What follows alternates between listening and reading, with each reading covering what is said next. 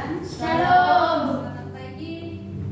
Pada saat ini kita akan memulai ibadah kita, namun liturgi yang akan kita gunakan yaitu liturgi GMI Gereja Misi Injil Indonesia.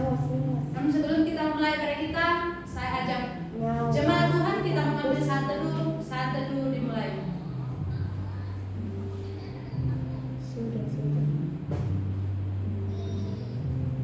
Amin. Mari saya ajak jemaat Tuhan kita memuji Tuhan dengan lagu yang berkata tak terbatas semusim berlalu.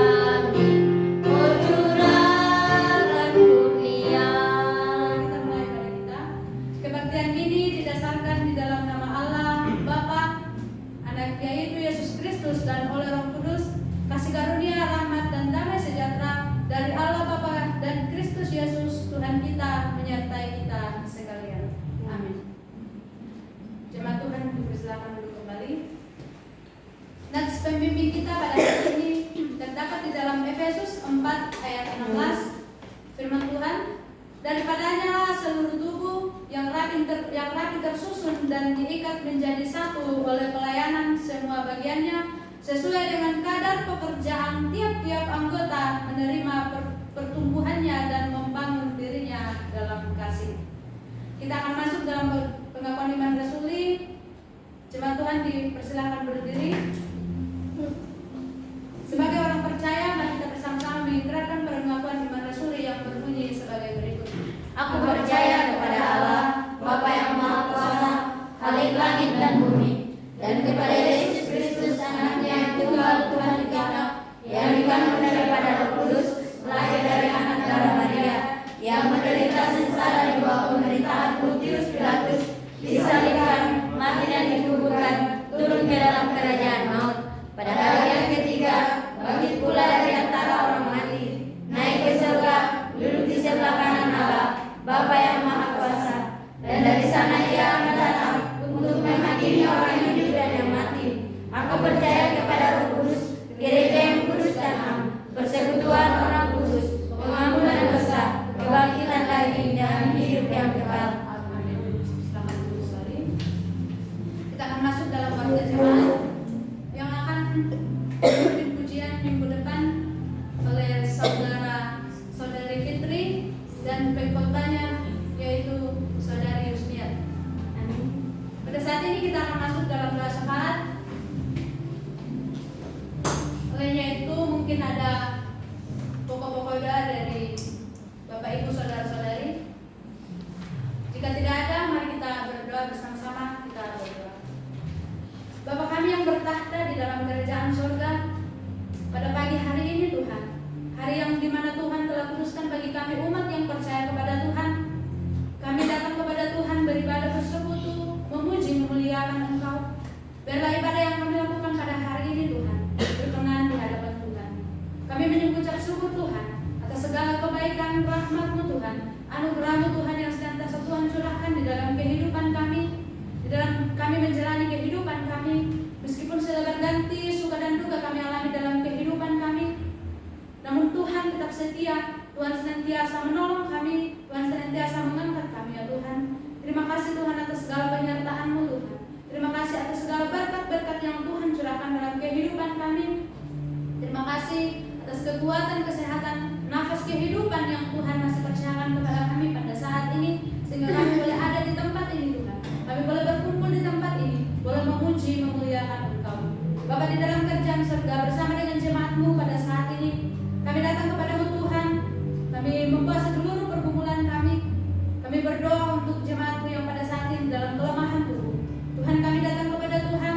Bila Tuhan menyatakan mujizat-Mu melalui kesembuhan yang Tuhan anugerahkan kepada mereka, sehingga melalui penyakit yang mereka derita pada saat ini, melalui kasih dan pertolongan Tuhan, mereka boleh mengalami kesembuhan yang berasal daripada Engkau. Bapa di dalam kerajaan surga, seluruh makanan, obat-obatan yang dikonsumsi Tuhan Engkau memberkati, sehingga melalui semuanya itu dapat boleh mendatangkan kesembuhan bagi jemaat-Mu di tempat ini. Bapa di dalam kerajaan surga, kami juga berdoa Tuhan untuk seluruh pekerjaan jemaat-Mu di tempat ini, baik yang ada di sawah, di ladang, Tuhan Engkau memberkati. Baik itu tanaman jangka panjang maupun tanaman jangka pendek, Tuhan kami serahkan kepada tangan Tuhan. Tuhan yang senantiasa menjaga siang dan malam, menjauhkan dari segala hama yang akan merusaknya, sehingga melalui pekerjaan ini Tuhan, jemaat-Mu boleh menerima berkat Tuhan melalui jerih payah mereka. Bapa di dalam kerajaan surga, kami juga terus berdoa Tuhan buat jemaat-Mu yang pada saat ini dalam usaha mereka, baik itu melalui usaha dagang, Tuhan kami serahkan di dalam tangan pengasihan-Mu. Tuhan Kau memberkati setiap usaha-usaha yang mereka kerjakan, sehingga melalui usaha yang mereka kerjakan, mereka boleh memperoleh berkat Tuhan, kemurahan Tuhan dalam kehidupan mereka. Kami juga terus berdoa Tuhan untuk anak-anak mereka yang dalam masa pendidikan pada saat ini, baik di jenjang SD, SMP, SMA, bahkan di dalam perguruan tinggi. Kami serahkan kehidupan mereka ke dalam tangan pengasihan Tuhan. Kami tidak tahu apa yang mereka pikirkan di sana Tuhan, namun kami serahkan semuanya kepada Tuhan.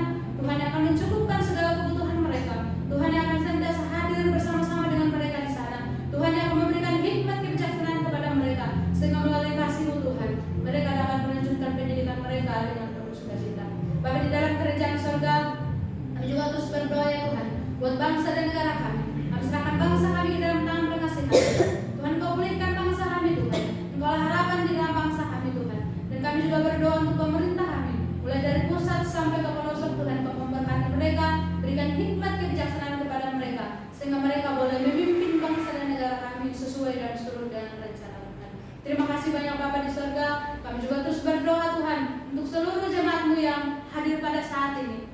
Tuhan senantiasa menolong mereka, memberkati mereka, baik yang dalam masa muda mereka, Tuhan Engkau memberkati apa yang menjadi cita-cita harapan mereka, baik yang dalam masa tua mereka, Tuhan Engkau memberkati. Tuhan berikan mereka kekuatan, kesehatan, sehingga mereka boleh menjalani masa tua mereka, terus berharap, berpegang hanya kepada Tuhan. Kami juga terus berdoa ya Tuhan, untuk kehidupan kami di sepanjang hari ini, Tuhan, di dalam tangan pengasihan Tuhan. Tuhan yang akan senantiasa menolong, memberkati kami, sehingga kami boleh melalui hari ini bersama dengan Tuhan. Terima kasih banyak Bapa di surga. Ini doa ungkapan syukur kami Tuhan. Ini harapan jemaatmu di tempat ini. Hanya oleh di dalam dan demi Kristus kami berdoa kepada Bapa di surga.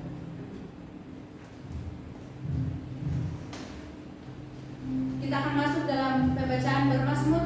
Jemaat dipersilakan berdiri. Pembacaan bermazmur Mazmur 133 ayat 1 sampai 3. Kita akan membaca secara responsoria.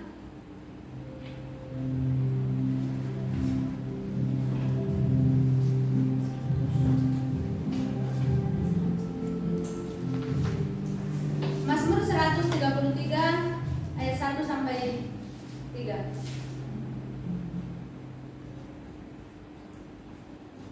Di atas judul pembacaan persaudaraan yang rukun, nyanyian Syara Daud. Sungguh alangkah baiknya dan indahnya apabila saudara-saudara diam bersama dengan rukun. Seperti minyak yang baik di atas kepala meleleh ke janggut, yang meleleh ke janggut harum dan meleleh banyak. Seperti embun gunung Hermon yang turun ke atas gunung-gunung Sion, sebab kesanalah Tuhan memerintahkan kehidupan untuk selama-lamanya. Amin. Mari silakan duduk kembali. Kita nyanyikan lagu pujian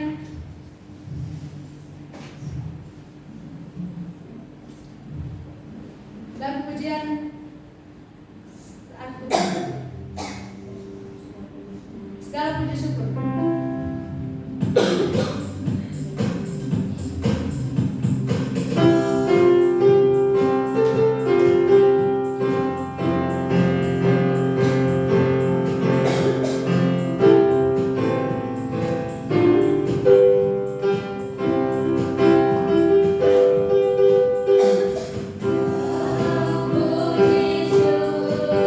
Hanya bagimu Tuhan.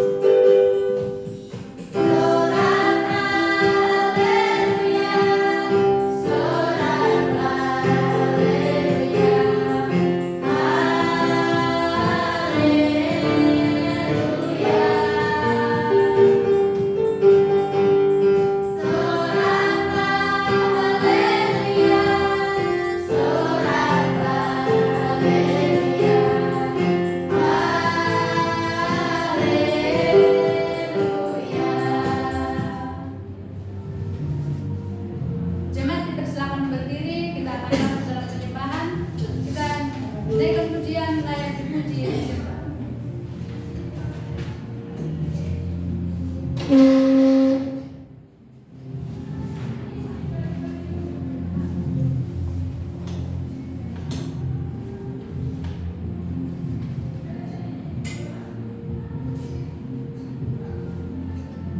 dipuji, disembah alam semesta. Kita berdoa.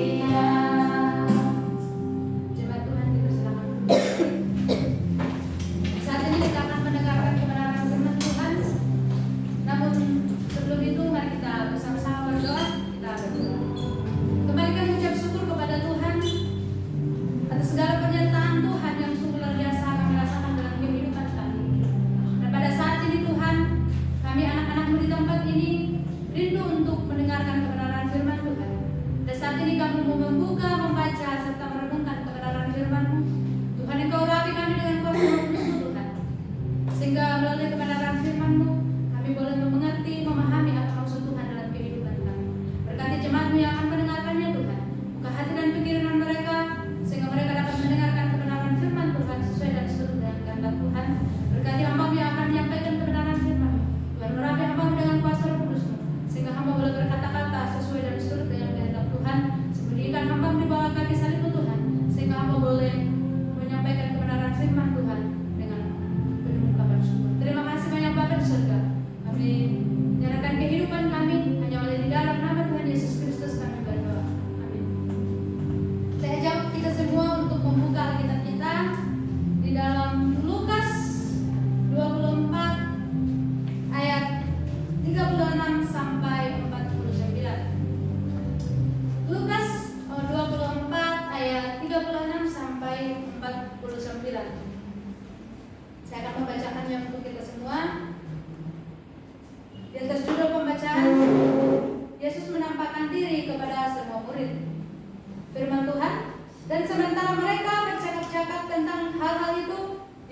tiba-tiba berdiri di tengah-tengah mereka dan berkata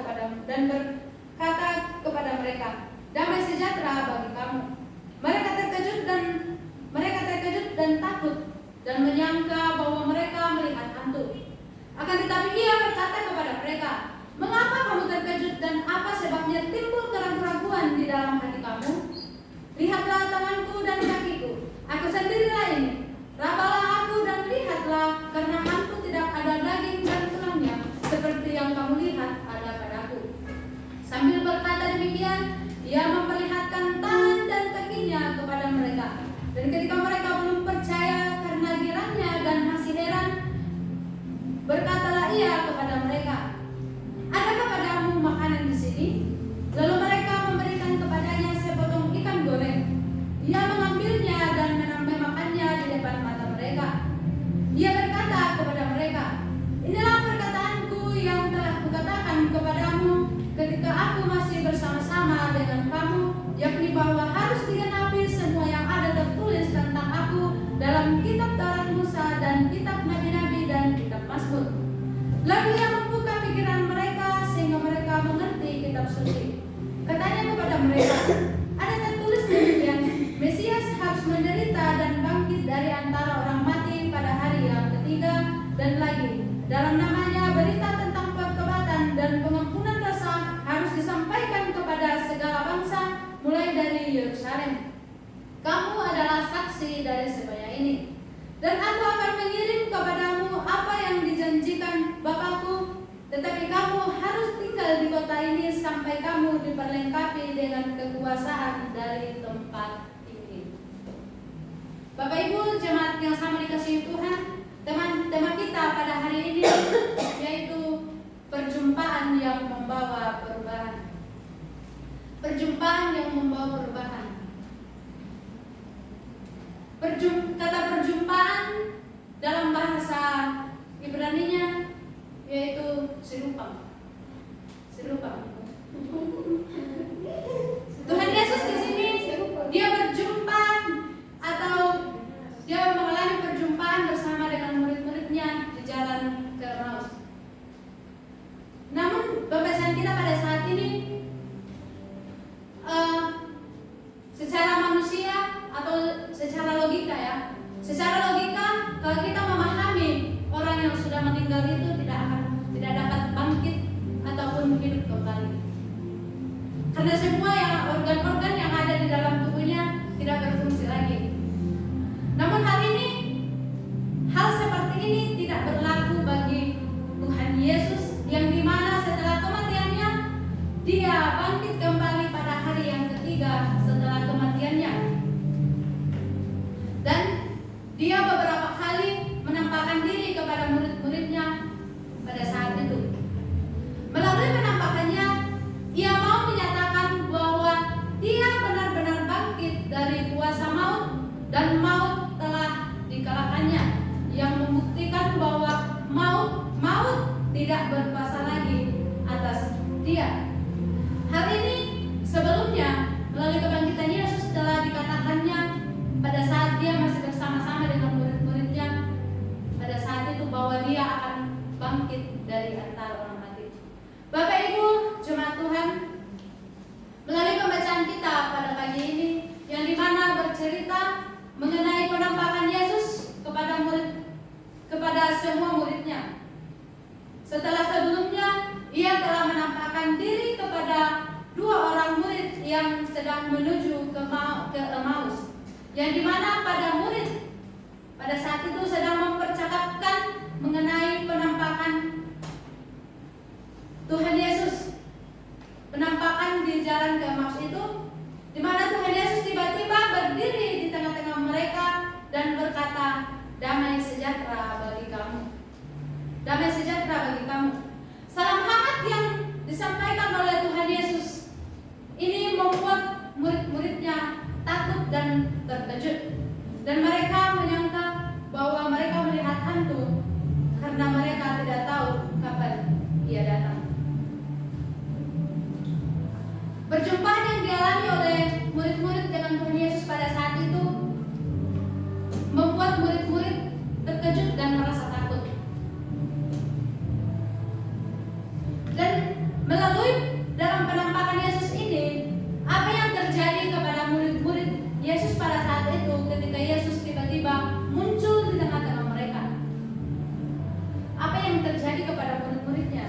Yaitu yang pertama, murid-murid kaget dan takut di ayat 36 sampai 43. Murid-murid kaget dan takut. Rasa kaget yang dialami oleh murid-murid pada saat itu sangat terlalu wajar untuk orang-orang yang tadinya tidak percaya akan adanya kebangkitan setelah kematian. Siapa juga yang tempat ini, siapa yang percaya kalau manusia sudah mati akan bangkit kembali? Secara logika tidak. Tapi ini tidak berlaku kepada Tuhan Yesus. Yang pertama tadi saya katakan bahwa hal ini tidak berlaku kepada Tuhan Yesus.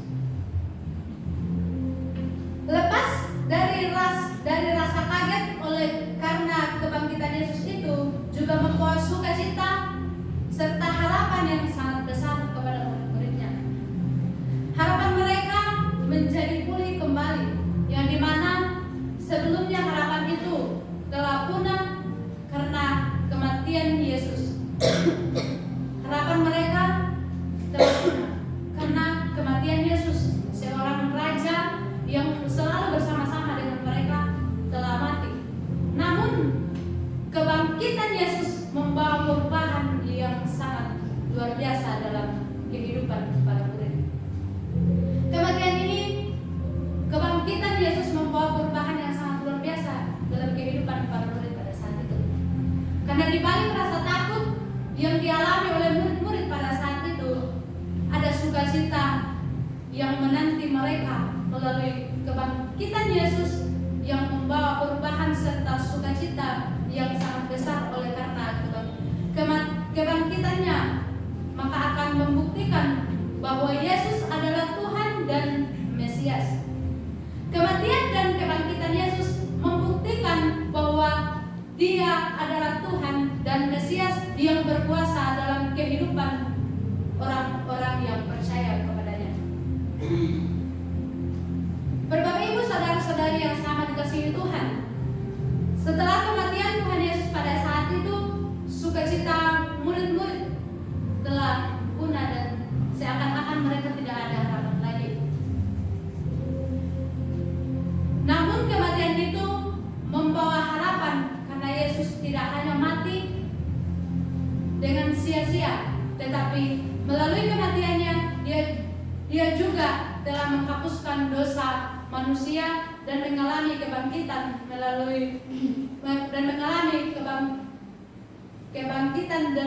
kebangkitan itulah yang membawa perubahan yang sangat besar dalam diri para murid. Yang dimana sebelumnya mereka merasa kaget dan takut. Kenapa orang yang bersama-sama murid-murid pada saat itu tiba-tiba mengalami kematian? Mereka takut. Mereka seakan-akan tidak ada harapan lagi. Namun melalui kematian itu telah menghapus seluruh dosa manusia. Yesus datang ke dunia, Dia mengalami penderitaan yang sangat luar biasa. Dia dipaku di atas kayu salib, kemudian mengalami kematian, dikuburkan, dan Dia bangkit pada hari yang ketiga. Bapak Ibu, saudara-saudari yang sama dikasihi Tuhan, keraguan-raguan yang dimiliki para murid sehingga Yesus menyuruh Thomas untuk mencelupkan ujung jarinya ke dalam bekas paku yang ada di kaki dan tangan dan lambung Yesus pada saat itu. Melalui hal ini, murid-murid memiliki kepercayaan yang sangat luar biasa, di mana mereka siap memberitakan Injil Yesus Kristus baik suka maupun duka. Melalui kebangkitan Yesus Kristus ini yang membuktikan bahwa Dia benar-benar hidup kembali, Dia telah mengalahkan maut dan maut tidak berkuasa lagi dalam atas Dia. Ini yang menjadi pegangan para murid pada saat itu, sehingga mereka mengaku bahwa dalam keadaan suka maupun duka mereka akan tetap memberitakan Injil kebangkitan Yesus Kristus. Bapak Ibu, saudara-saudari yang sama kasih Tuhan, ketika murid-murid pada saat itu sedang berjalan ke Emmaus, tiba-tiba saja Yesus berada di tengah-tengah mereka. Dan ketakutan mereka pada saat itu diketahui oleh Yesus, dan serta keraguan-raguan yang ada di dalam hati mereka, sehingga ia ingin menunjukkan bukti bahwa ia benar-benar bangkit dari antara orang mati.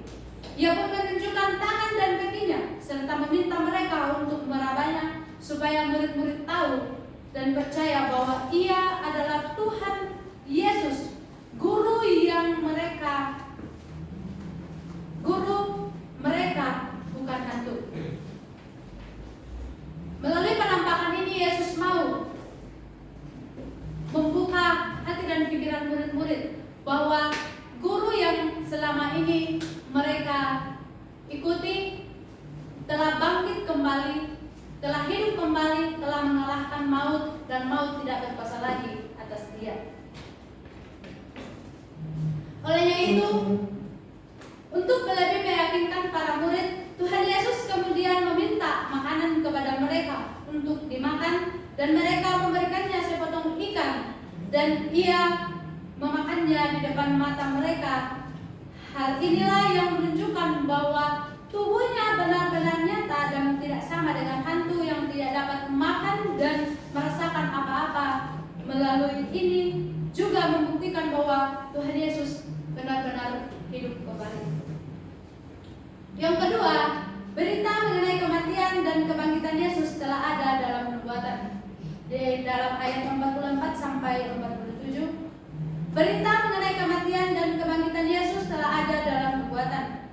Bapak Ibu saudara-saudari yang sangat dikasihi Tuhan, berbicara tentang penampakan Tuhan Yesus kepada murid-muridnya di jalan ke Emmaus, memberikan keyakinan kepada semua para murid dan kepada semua orang yang percaya kepada Tuhan Yesus benar-benar telah bangkit dari kematian. Hal ini memberikan keyakinan kepada para murid dan semua orang yang percaya kepadanya bahwa dia telah bangkit dari kematian, dia telah mengalahkan maut. Dalam hal ini, ketika kita memperhatikan pembacaan kita saat ini, hal ini telah dikatakan Yesus sebelumnya kepada murid-muridnya. Sebelumnya, yaitu ketika Yesus sebelum mati di atas kayu salib, dia menunjukkan bahwa mengenai kejadian yang akan terjadi pada Yesus pada saat itu sebenarnya telah dituliskan dalam zaman para nabi. Namun pada saat itu para murid pun belum percaya tentang pemberitaan yang diberitakan oleh Yesus, sebab mereka belum mengerti tentang apa yang dikatakan oleh dalam kitab suci. Di tempat ini banyak anak muda ya. Saya mau bertanya kepada anak muda, ketika pemuda-pemudi di tempat ini memiliki pasangan atau pacar, dalam tanda kutip pacar, ketika bertemu dengan pacarnya merayu dia, memgombal dia berkata dengan meyakinkan dia bahwa saya akan menikahi kamu, tapi saya akan memberikan melalui pacarnya itu tidak percaya bahwa dia akan menikahinya, dan melalui ketidakpercayaan pasangannya ini dia berkata bahwa kalau begitu kamu tidak percaya, saya akan melakukan satu hal kepada kamu supaya kamu benar-benar percaya bahwa saya akan menikahi kamu. Tapi dalam hal ini saya mengajak kita semua sebagai anak muda, jangan percaya akan rayuan dari seorang pasangan kita, karena belum tentu dia berkata hari ini saya akan berjanji untuk menikahi kamu, tapi belum tentu itu dari dalam hatinya. Ingat, janji yang diucapkan di mulut itu berbeda dalam hati. Amin. Bisa saja dia berkata saya sayang sama kamu, tapi dia masih ada penyimpanan di luar sana. Karena orang laki-laki berbeda dengan perempuan. Laki-laki itu berkata tidak memiliki dia berkata tidak sampai kepada perasaan, dia cuma menggunakan pikirannya doang. Tapi kalau perempuan bawa sampai kepada perasaan, sehingga ketika perempuan sudah mengalami sakit hati, otomatis sangat susah, sangat sulit untuk mengajak dia balikan kalau sudah ada kata putus yang keluar dari mulutnya. Olehnya itu, pemuda-pemudi di tempat ini jangan mudah terpengaruh oleh gombalan, jangan mudah terpengaruh oleh kata aku sayang kamu. Kita menonton film-film ya, ada yang mengatakan aku sayang kamu, aku akan menikah dengan kamu. Stop. Itu hanya gombalan dan rayuan yang sangat manis. Memang manis, tapi ujung-ujungnya akan membawa kepahitan. Tapi dalam hal ini tidak sama dengan perkataan Tuhan Yesus. Yang dimana sebelumnya Tuhan Yesus mengatakan bahwa saya akan mengalami kematian, mengalami penderitaan dan kematian dipaku di atas kayu salib. Dia dikuburkan dan dia bangkit kembali pada hari yang ketiga. Ini adalah janji yang sangat luar biasa. Tuhan Yesus tidak mengingkari janjinya, karena janji Tuhan Yesus tidak sama dengan manusia. Janji Tuhan Yesus adalah ya dan amin. Tetapi janji manusia hanya bisa membawa kepahitan ketika itu tidak dijalankan dengan baik. Yang menjadi pertanyaan kita pada saat ini yaitu, apakah Yesus membiarkan mereka selalu berada dalam ketidakmengertian mereka akan kitab suci? Dalam ayat yang ke-45 menuliskan bahwa Yesus membuka pikiran para murid agar mereka dapat mengerti akan kitab suci dan agar mereka dapat mengerti makna tulisan yang ada dalam kitab suci. Sehingga ketika kita melihat dalam ayat yang ke-46 ini menunjukkan bahwa Yesus menjelaskan kepada para murid bahwa Yesus Kristus harus mati dan bangkit pada hari yang ketiga, sehingga dapat dikatakan bahwa segala sesuatu yang Yesus lakukan pun itu untuk dapat menggenapi segala nubuatan yang telah tertulis dalam kitab suci mengenai dirinya. Bapak Ibu saudara-saudari yang sama dikasihi Tuhan, tidak terhenti di situ saja, melainkan para murid pun diberitahukan bahwa dalam nama Yesus berita pertobatan pun harus diberitakan kepada segala bangsa. Sebab tidak mungkin mengenai Injil kebangkitan hanya berhenti di Yerusalem saja, melainkan kepada seluruh dunia. Sebab Allah bukanlah Allah bagi Israel saja, melainkan juga Allah bagi segala bangsa, dan segala bangsa berhak untuk mendapatkan dan menerima segala rancangan keselamatan yang Allah telah rancangkan bagi umat manusia. Poin yang ketiga, para murid adalah saksi Kristus. Para murid adalah saksi Kristus. Ketika kita memperhatikan di sini, para murid Tuhan Yesus adalah saksi kebangkitan Kristus. Kalau kita, saksi apa? Itu yang menjadi pertanyaan kita pada saat ini. Kalau di sini para muridlah yang menjadi saksi tentang kebangkitan Kristus. Kalau kita bertanya kepada anak muda, kita adalah saksi apa? Kita adalah saksi kebohongan, saksi dusta, atau saksi apa, saya tidak tahu. Itu saya kembalikan kepada pribadi kita masing-masing. Namun di sini dalam ayat yang ke-48 menunjukkan bahwa Yesus mengatakan, jikalau para murid adalah saksi dari kematian Yesus, mengapa para murid dikatakan saksi dari kematian Yesus pada saat itu? Karena memang mereka lah yang telah menyaksikan secara langsung bahwa Yesus telah bangkit dari antara orang mati. Oleh sebab itu, mereka lah yang cocok untuk menjadi saksi dari kebangkitan Kristus. Para murid pada saat itu berjumpa secara langsung bersama dengan Yesus. Mereka menyaksikan sendiri dengan mata mereka bahwa Yesus telah bangkit kembali, telah mengalahkan maut.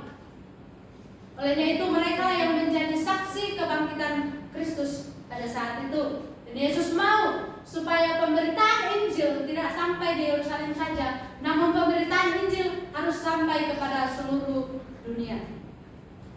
Bapak Ibu saudara-saudari yang sama dikasihi Tuhan, pada saat itu memang para murid tidak langsung disuruh untuk langsung pergi, sebab mereka harus dilengkapi dahulu.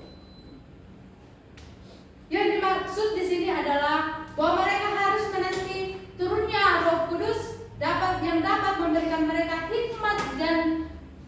Tuhan dalam memberitakan Injil serta dapat memberikan mereka keberanian dalam memberitakan Injil Yesus Kristus, sebab pada saat itu mereka masih dicari oleh orang-orang yang tidak menyukai Yesus untuk berusaha mencelakakan mereka agar berita kebangkitan Yesus tidak tersiar ke segala penjuru, ke segala bumi.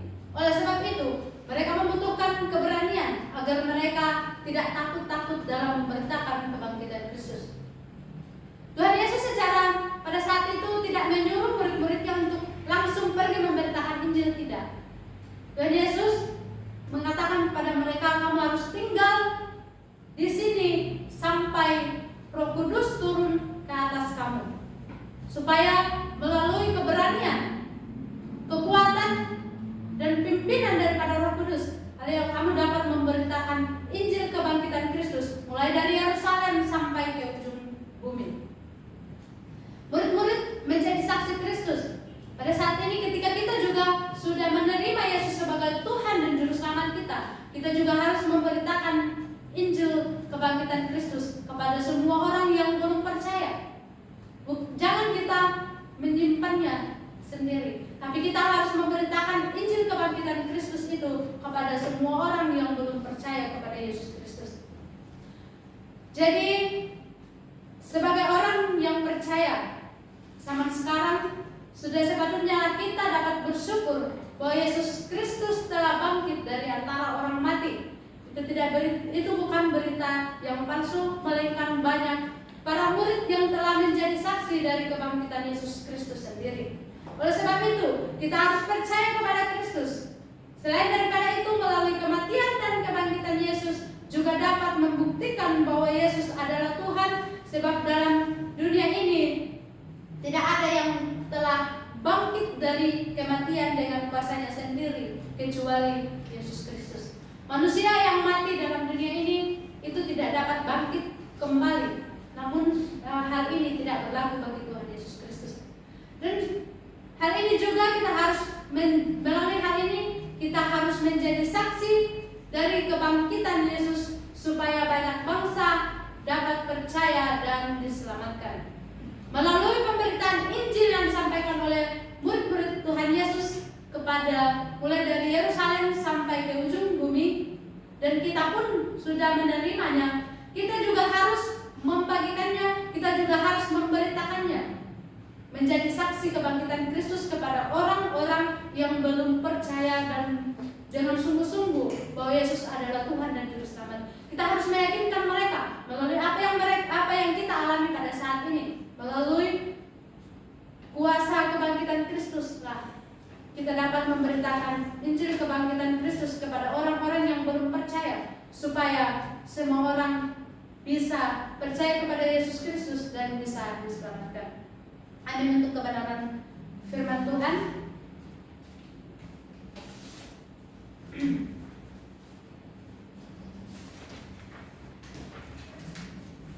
Kita akan masuk dalam persembahan.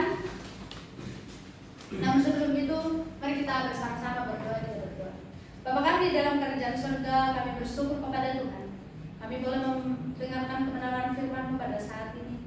Biarlah Tuhan Kau tanamkan baik dalam hati dan pikiran kami, supaya melalui kebangkitan Kristus kami dapat menjadi saksi. Kami boleh memberitakan Injil kebangkitan Kristus mulai dari Yerusalem sampai ke ujung bumi, supaya semua orang bisa percaya dan boleh diselamatkan. Terima kasih Tuhan, dan pada saat ini jemaat di tempat ini kami akan memberikan persembahan kepada Tuhan.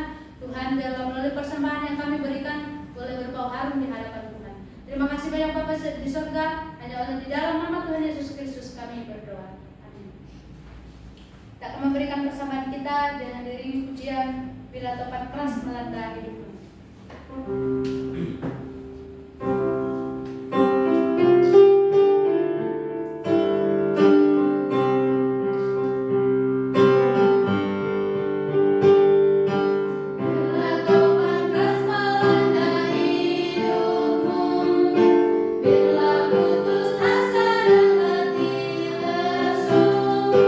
Kata Tuhan satu-satu hiduplah.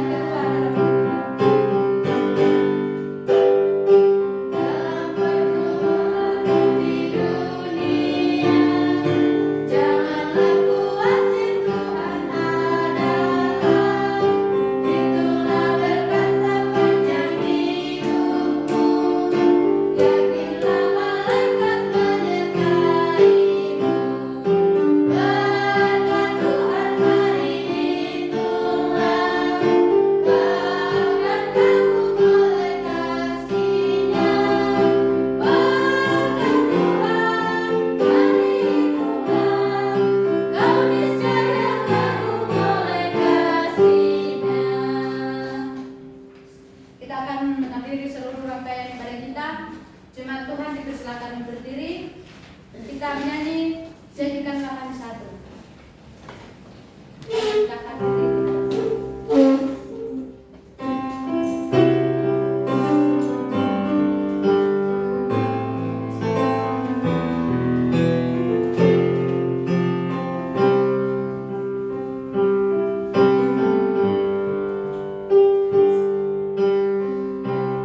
Merendahkan diri di hadapan-Mu, membawa hancur hati saat berseru, agar kami saling melengkapi tubuh-Mu, seperti Engkau dan Yesus adalah satu. Jadikan kami satu seperti kerinduan-Mu, agar dunia tahu kenyataan dari kasih-Mu. Sebelum kami pergi memberitakan kasih-Mu, mulailah dari kami lebih dulu. Jadikan kami satu. Jemaat Tuhan, kita arahkan hati dan pikiran kita supaya kita menerima berkat Tuhan. Tuhan memberkati kita dan melindungi kita. Tuhan menyinari kita dengan wajah-Nya dan memberi kita kasih karunia. Tuhan menghadapkan wajah-Nya kepada kita dan memberi kita damai sejahtera. Mulai hari ini, besok sampai selama-lamanya. Amin.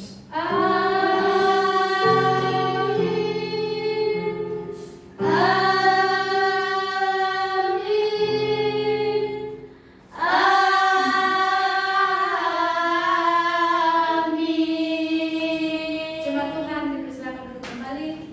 Silakan mengambil satu dulu. Amin. Mari kita selesai, Tuhan Yesus memberkati.